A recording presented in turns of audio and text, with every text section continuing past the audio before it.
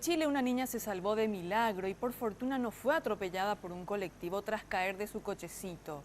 La madre cometió un descuido que por centímetros no terminó en tragedia. ¿Qué movimiento camioneta tiene?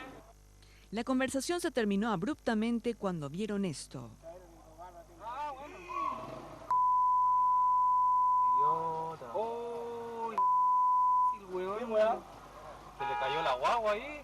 Se le cayó la niña en la calle cuando iba a cruzar. Avanzó unos pasos, pero se arrepintió.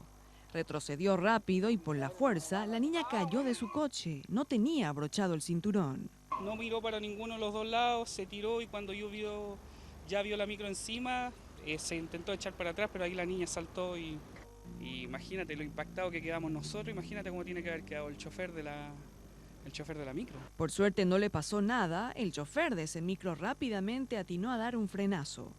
A impresión mía, ella se tiene que haber confiado, porque en el video se nota que minutos antes está cruzando gente con rojo. Tiene que haberse confundido y haber pensado que estaba en verde y llegó y cruzó. La mujer venía de esa dirección y no habría seguido la norma más básica del tránsito, ya que el semáforo aún se encontraba en rojo para los peatones.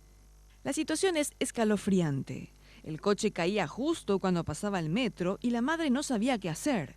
Un descuido de esta madre en Australia casi le cuesta la vida a su hija de 6 meses. Increíblemente, solo terminó con rasguños. Otro descuido le ocurrió a esta madre en Estados Unidos. Su hija también cayó a la vía y afortunadamente no venía el tren.